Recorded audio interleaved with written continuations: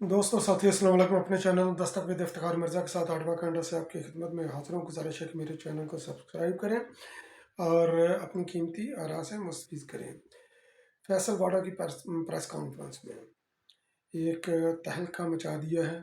और फैसल वाडा इस वक्त तहरीक इंसाफ के ट्रोलर्स की निशाने पर है। और इस वीलाग में मैं ज़िक्र करूँगा अरशद शरीफ के कत्ल के बारे में उठने वाले मुख्तलिफ सवालात और इमरान खान नियाज़ी का मतवक्का जो लॉन्ग मार्च है, तो उसके हवाले से कुछ फैक्ट्स मैं आपके सामने रखने की मैं कोशिश करूँगा। तो जैसा कि आपके इल्म में है, मैं स्टार्ट करता हूँ अरशद शरीफ से ही, क्योंकि इस वक्त वो बहुत हॉट इशू है पाकिस्तान के अंदर और यकीनन एक नागहानी मौत है और उसके कई पहलू हो सकते हैं जो कि बाद इन्वेस्टिगेशन ये साबित होंगे कि ये इसके अंदर जो है ना ये वो कौन से महारक थे जिनकी वजह से अरशद शरीफ को इस बेदर्दी से कत्ल कर दिया गया। तो ये सारी चीज़ें आपस में थोड़ी सी इंटरलिंक करती हैं। फैसल वाडा की प्रेस कॉन्फ्रेंस, तहरीक इंसाफ का लॉन्ग मार्च और अरशद शरीफ का कत्ल। तो इनमें ये काफ़ी चीज़ें मुश्तरक हैं जिनको मैं डिस्कस करने की मैं कोशिश करूँगा। तो जैसा कि आपके इल्म में है कि अरशद शरीफ 11 अगस्त को पेशावर से के पी के से जो उन्होंने पाकिस्तान को छोड़ा और फिर चले गए दुबई के अंदर। तो दुबई से वो कीनिया पहुँचे, कैसे पहुँचे, और उनकी ये भी खबर थी कि शायद वो इंग्लैंड में भी वो गए हैं और उनके कुछ लोगों से रब्ते भी हुए थे, इन पर्सन नहीं मगर ये कि टेलीफोनिक, इंग्लैंड के नंबर से। तो जैसे ही क्योंकि अगर आप ये देखें जो चीज़ें मैं आपको ये बता रहा हूँ, आपने उसको टेंटिवली उनको सुनना है और उनको नोट करना है और एनालाइज आपने करना है। तो सबसे पहले अरशद शरीफ की पाकिस्तान छोड़ने के बाद जो 5 दिन के बाद जो तहरीक इंसाफ का एक इंतहाई अहम रुकन जो कि इमरान खान नियाज़ी के करीब भी है, तो मुराद सईद मेरा मतलब मुराद सईद है। तो मुराद सईद ने अपने एक बयान में ये चीज़ कैटागोरिकली ये चीज़ बोली थी कि अरशद शरीफ को किसी दूसरे मुल्क में ले जाकर कत्ल करने की साजिश जो है ना ये तैयार हो चुकी है। तो दो चीज़ें ये इसके अंदर हैं। तो एक तो ये चीज़ कि पाकिस्तान के अंदर अरशद शरीफ को कोई ख़तरा नहीं, मुराद सईद की स्टेटमेंट जो है ना ये बता रही है। दूसरा, बैरून मुल्क लेकर जाकर उसको कत्ल करने की एक साजिश। तो इसका मतलब ये है कि जब के ऑलरेडी अरशद शरीफ बैरून मुल्क कत्ल हो चुका है, अपने खालके हकीकी से वो जा मिला है, तो मुराद सईद की स्टेटमेंट इस बात की निशानदेही करती है कि मुराद सईद के पास कोई ठोस एविडेंस थे जिनकी वजह से अरशद शरीफ के मुल्क छोड़ने के 5 दिन बाद उन्होंने अपना ये बयान जारी किया। फिर उसके बाद हम आ जाते हैं इमरान खान नियाज़ी की press conference. Imran Khan Niazi press conference और एक जगह पर ख़ताब के अंदर उसने ये बोला कि मैंने अरशद शरीफ को फोर्स किया कि आप पाकिस्तान से चले जाओ, यहाँ पर आपकी जान को ख़तरा है। तो एक तरफ जो मुराद सईद कह रहा है, उसकी स्टेटमेंट का लुबे लुबाब ये है कि अरशद शरीफ को पाकिस्तान में ख़तरा नहीं बल्कि बैरून मुल्क लेकर जाकर उसको कत्ल कर दिया जाएगा, और दूसरी तरफ इमरान खान नियाज़ी उसको पाकिस्तान से भगाने के अंदर मौसर है और बैरून मुल्क वो भेजना चाहता था। तो ये इस कड़ी को मिलाने की अशद ज़रूरत है ताकि अरशद शरीफ के कातलों तक पहुंचा जा सके। तो अब आते हैं हम इसी हवाले से, क्योंकि मैं ये स्कैटर्ड सी इंफॉर्मेशन मैं जो है ना वो इकट्ठी करूँगा, तो जिसको आपने कंपाइल करना है। तो फैसल वाडा की ये प्रेस कॉन्फ्रेंस, तो फैसल वाडा की प्रेस कॉन्फ्रेंस जिसका तल्लक अरशद शरीफ के कत्ल से है, तो फैसल वाडा ये क्लेम करता है कि मैं अरशद शरीफ का बहुत ही करीबी दोस्त भी रहा हूँ, रिगार्डलेस कि वो एक कैंकर था, और उसके मौत तक जब तक वो कत्ल नहीं कर दिया गया मैं उसके साथ राब्ते में भी हूँ, उसके साथ राब्ते में भी था, اور اگر کوئی چاہے تو فیصل واڈا نے آفر کیا کہ میرے فون کا وہ فرانزک وہ کروا سکتے ہیں کہ میرا رابطہ ارشد شریف کے ساتھ آخری دم تک رہا ہے۔ تو فیصل واڈا نے یہ بولا ہے کہ ارشد شریف پاکستان سے نہیں جانا چاہتا تھا، مگر ساتھ اس نے دو تین چیزیں اس کے حوالے سے بولی ہے۔ ایک تو اس نے مراد سعید کی اسٹیٹمنٹ کو بھی انڈورس کیا ہے کہ ارشد شریف کو نہ تو اسٹیبلشمنٹ سے پاکستان کے اندر خطرہ تھا، نہ موجودہ رجیم سے اس کو کوئی خطرہ، موجودہ حکومت سے اس کو کوئی خطرہ تھا کہ ارشد شریف کو پاکستان کے اندر قتل کر دیا جاتا،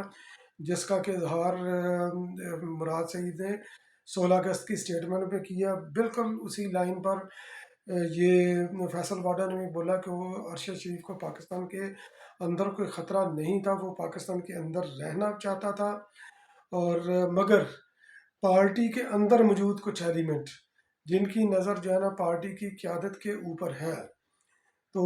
انہوں نے ارشد شریف کو پرووک کیا، وہ ان کو ارشد شریف کا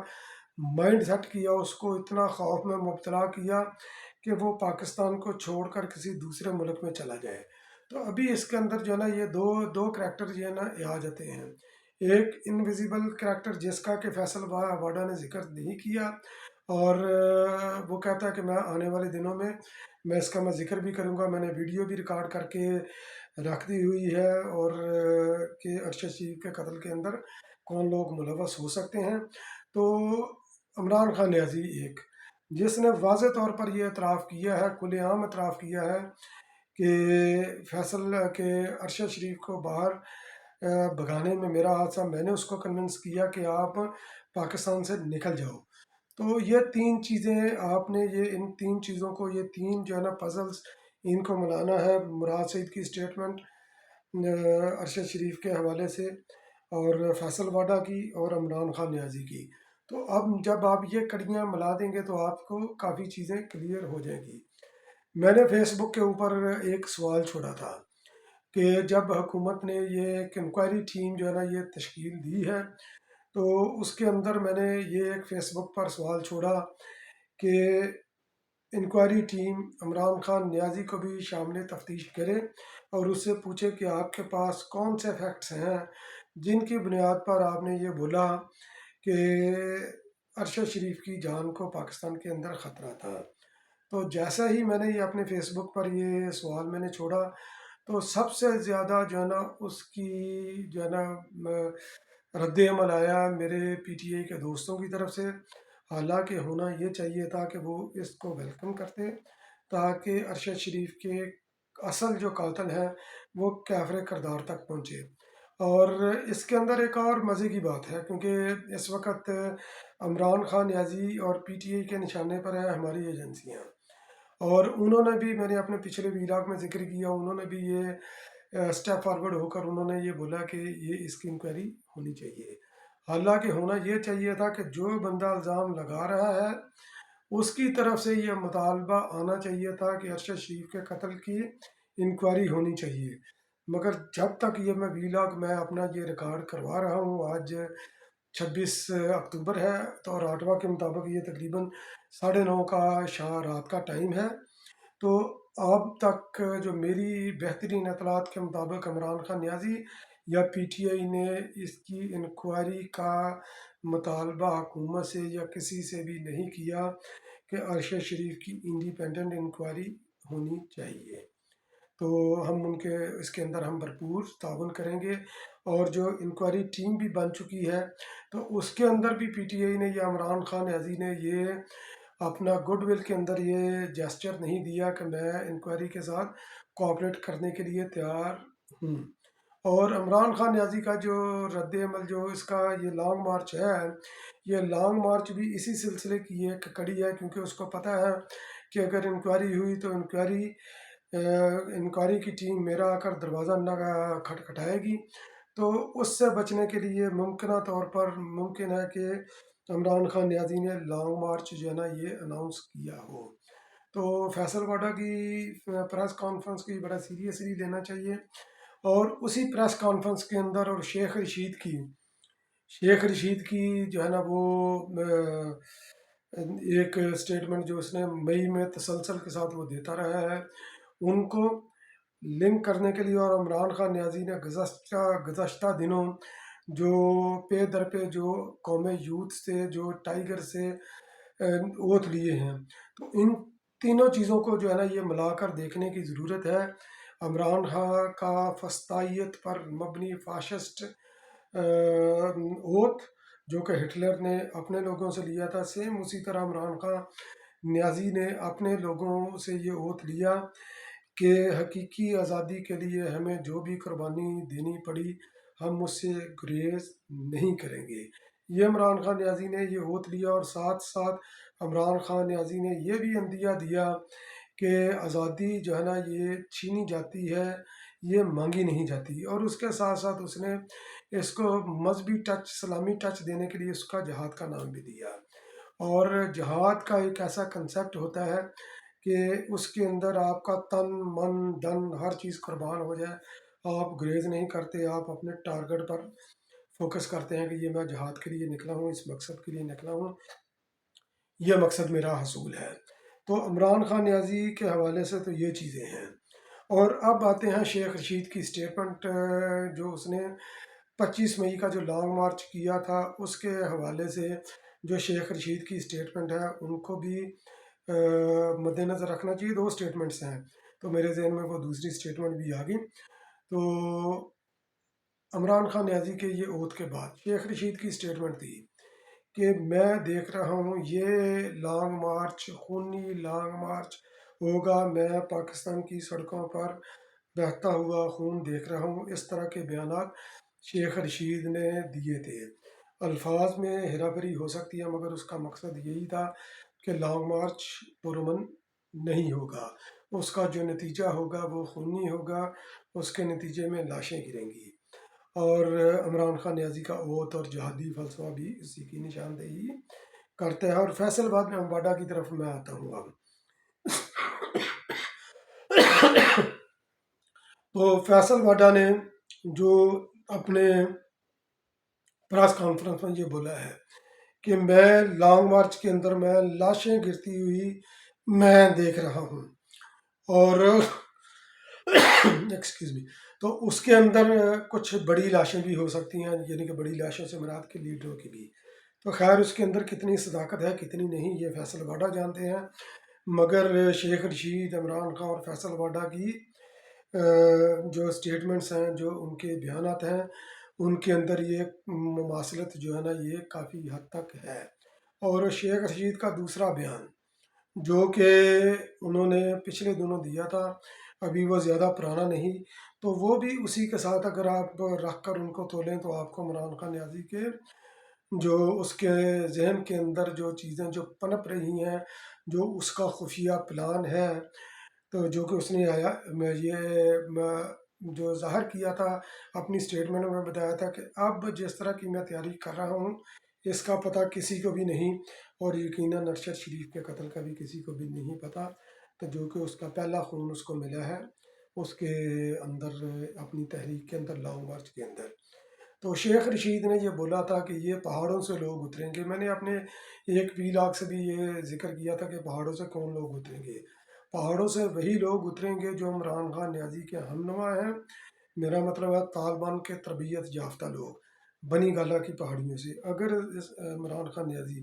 اسلام آباد پہنچنے میں کامیاب ہو گیا تو ممکنہ طور پر یہ ہو سکتا ہے کہ عمران خان اور طالبان کے حواری مسلح لوگ مارگلہ کی پہاڑیوں سے اتریں، اور اگر عمران خان کے جو لانگ مارچ لے کر آتا ہے، چاہے وہ اس کو دھرنے کی شکل یا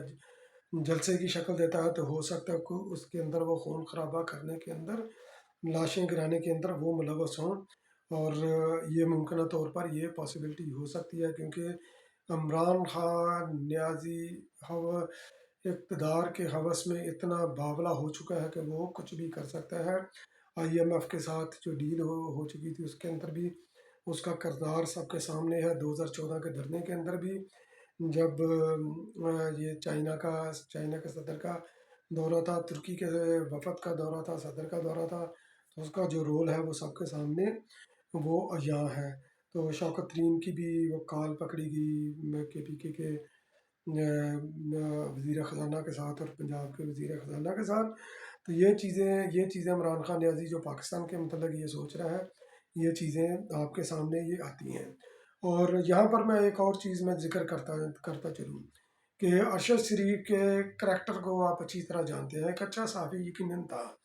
اور جس طریقے سے وہ اپنا جو اس کا بیانیہ ہے وہ پیش کرتا تھا، تو اس کا بھی مقابلہ کوئی نہیں. یہ بھی ایک حقیقت ہے. جس طرح اس نے وہ ٹرینڈ چلایا تھا وہ کون تھا. اور ارشد شریف کے بعد جس کا نمبر آتا ہے وہ عمران ریاض خان ہے. تو وہ بھی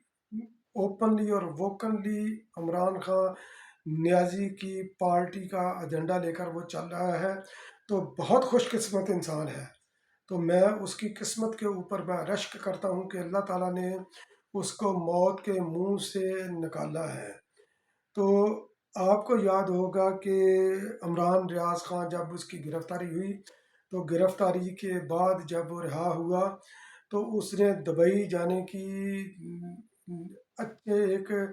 لیگل طریقے سے اور اس نے کوشش کی، جو کہ ناکام بنا دی گئی. ہماری یہ موجودہ حکومت نے ناکام بنائی، اس کو دبئی جانے نہیں دیا گیا. اگر وہ دبئی چلا جاتا تو ممکنہ طور پر جو حشر